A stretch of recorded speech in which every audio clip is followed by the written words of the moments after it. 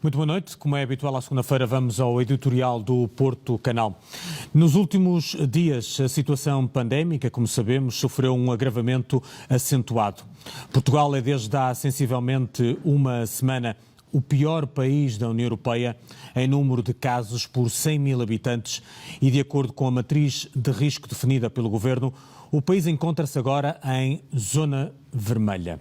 Lisboa é, nesta fase, o epicentro da pandemia e os cuidados intensivos dos hospitais da capital aproximam-se já do limite da sua capacidade.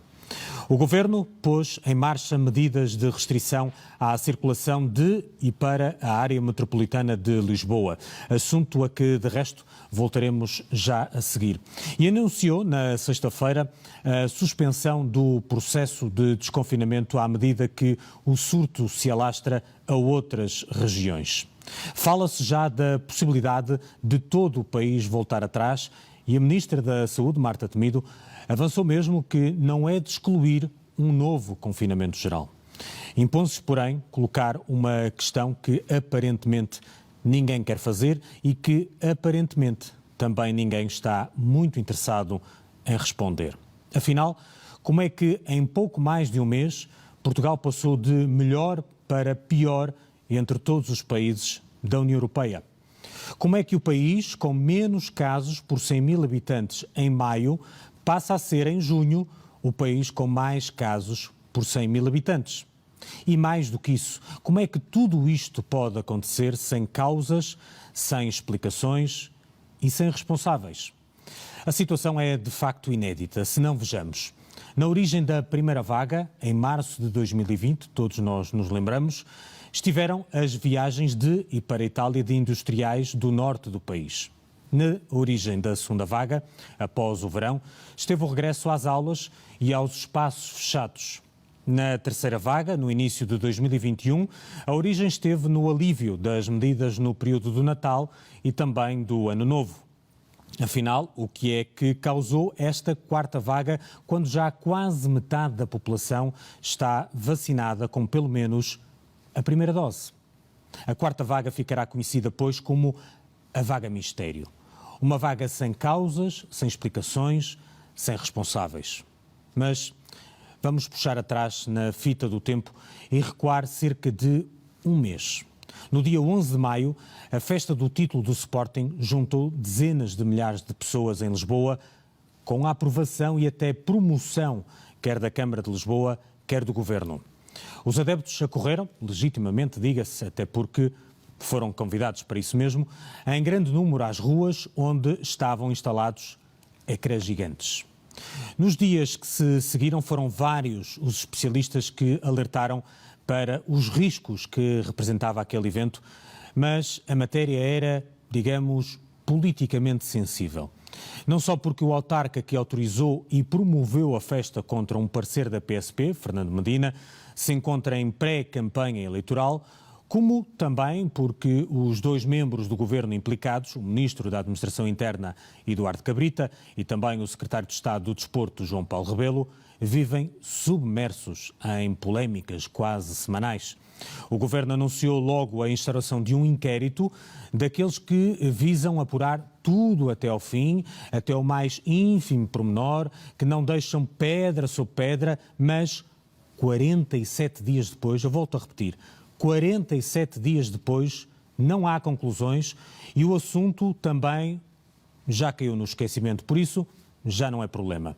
Depois disto, seguiu-se um mês, digamos, surreal. A 17 de maio, dezenas de aviões com milhares de turistas ingleses começavam a chegar diariamente, sobretudo a Lisboa e a Faro, num cenário pré-pandemia a que já não estávamos habituados. Presidente da República e Governo prometiam um regresso ao velho normal e Portugal, rendido à monocultura do turismo, recebia de braços abertos as novas variantes do vírus.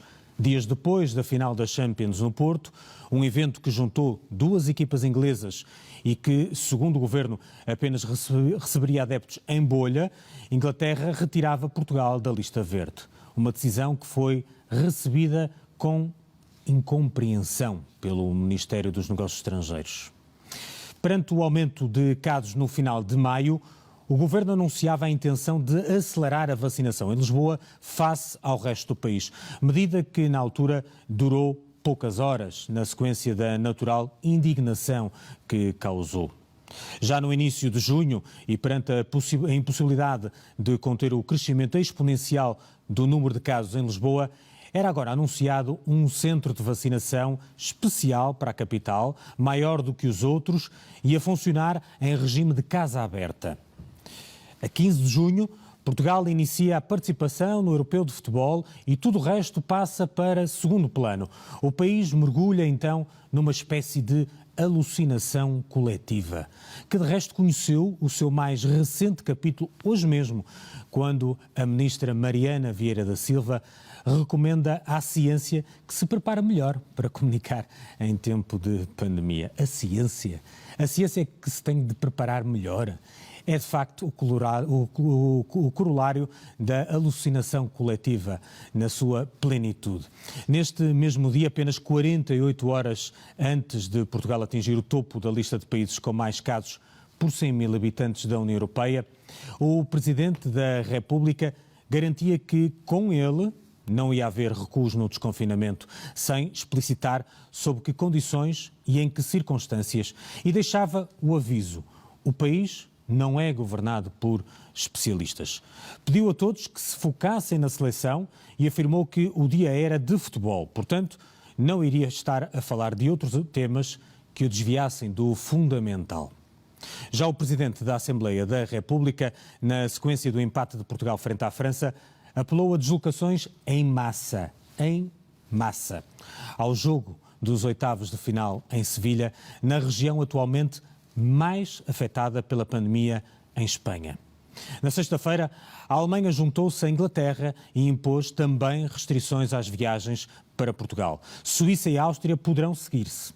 O Ministério dos Negócios Estrangeiros volta a reagir com incompreensão. Ontem mesmo ficamos a saber que o primeiro caso detectado na Dinamarca da Delta Plus, uma mutação nepalesa da variante Delta, foi importado de Portugal, precisamente. Foi precisamente esta variante Delta que esteve na origem da quarta vaga.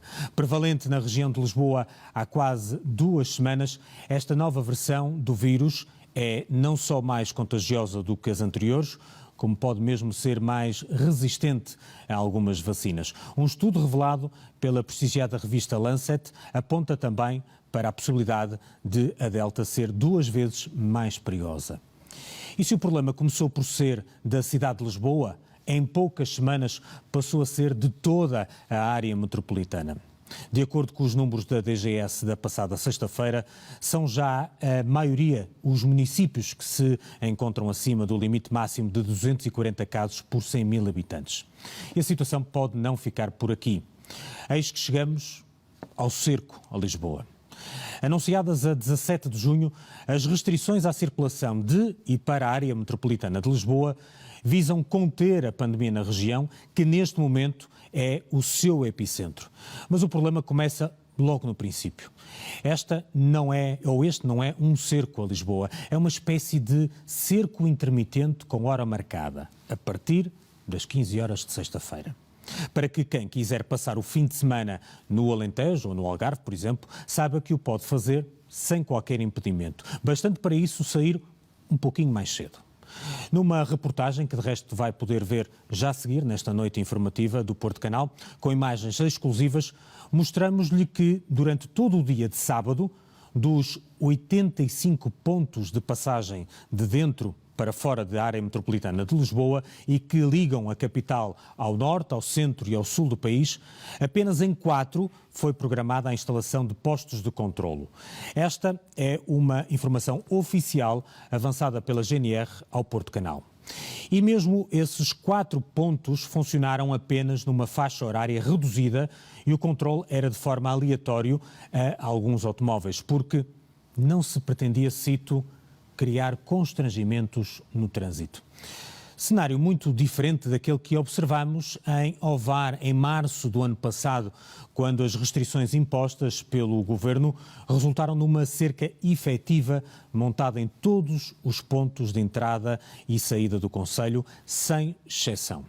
Ora, a equipa do Porto Canal voltou a ir para o terreno este fim de semana com a missão de cobrir a implementação no local das medidas restritivas anunciadas pelo Governo. Desta vez, não para o VAR, como o fizemos no passado, mas para a área metropolitana de Lisboa. Só que em vez de nos limitarmos aos habituais briefings preparados pelas autoridades para a imprensa, com data, local e hora marcado, fomos sem aviso prévio e fizemos um percurso fora do guião. O resultado resume-se de forma simples. A circulação é, na verdade, livre. O cerco, esse, é fictício. Quem quer ir de férias para o Alentejo ou para o Algarve, pode ir. Quem queria ir ver o jogo da seleção a Sevilha, por exemplo, seguindo as recomendações de resto do Presidente da Assembleia da República, também podia ir. É preciso dizê-lo com todas as palavras. O cerco à área metropolitana de Lisboa, decorrente das medidas de restrição anunciadas pelo Governo, é uma fraude. Mais um espetáculo de comunicação política sem concretização prática e sem resultados efetivos no país dos consultores de comunicação e dos focos grupos. Ao longo do último mês, perante a escalada do número de infectados visível em todos os índices, perante o mais do que evidente agravamento da situação com uma nova variante do vírus que estava a fazer soar os alarmes por toda a Europa, as autoridades portuguesas entraram num processo de negação e decidiram nada fazer. Eram vários os sinais de descontrole e vários foram também os momentos em que se justificava a adoção de medidas proporcionais no sentido de conter a propagação do vírus. O Governo preferiu, no entanto, procurar em teorias da conspiração e também em desculpas esfarrapadas razões para justificar a desconfiança legítima dos governos de Inglaterra e Alemanha e até Espanha em relação ao que se estava a passar em Portugal. A verdade é esta. Perante um surto localizado e até há algumas semanas restrito a uma só região, talvez mesmo até a um só município, não houve coragem de adotar em Portugal medidas como aquelas que, por exemplo, o governo australiano adotou para Sydney. A maior cidade da Austrália, com uma população 10 vezes superior a Lisboa, entrou neste fim de semana num confinamento geral de 15 dias, de modo a evitar que o seu problema passasse a ser o problema de todo um país. O Governo decidiu adiar o inadiável, movido por uma única razão que se tornou quase um imperativo nacional. Não afetar o modo de vida dos lisboetas, não se importando com isso arriscar pôr todo o país em causa e prejudicando em última instância os próprios lisboetas. E foi tentando de tudo, desde anúncios quanto ao reforço da vacinação até centros de vacinação especiais ou restrições fictícias à circulação de e para a área metropolitana. E os resultados, porém, são os que se veem. Como se estivesse à espera de um milagre, o Governo preferiu responder à ciência com fé e comunicação política. Um pequeno surto localizado em Lisboa acabou por alastrar a toda a área metropolitana e, perante a persistente e absoluta inércia dos decisores políticos, ameaça agora alastrar-se a todo o país. E é preciso dizê-lo, nada, rigorosamente nada foi feito ou está a ser feito para o impedir. A questão tem de se colocar. Se, como até já sugerem membros do Governo, dentro de alguns dias ou até semanas, todo o país voltar a ser sujeito a novas medidas restritivas ou até mesmo a um novo e insustentável confinamento, provocando uma onda de falências e pobreza no país real, pelos simples motivos de que não houve coragem para adotar as medidas certas, na altura certa e no sítio certo, quem vai assumir a responsabilidade?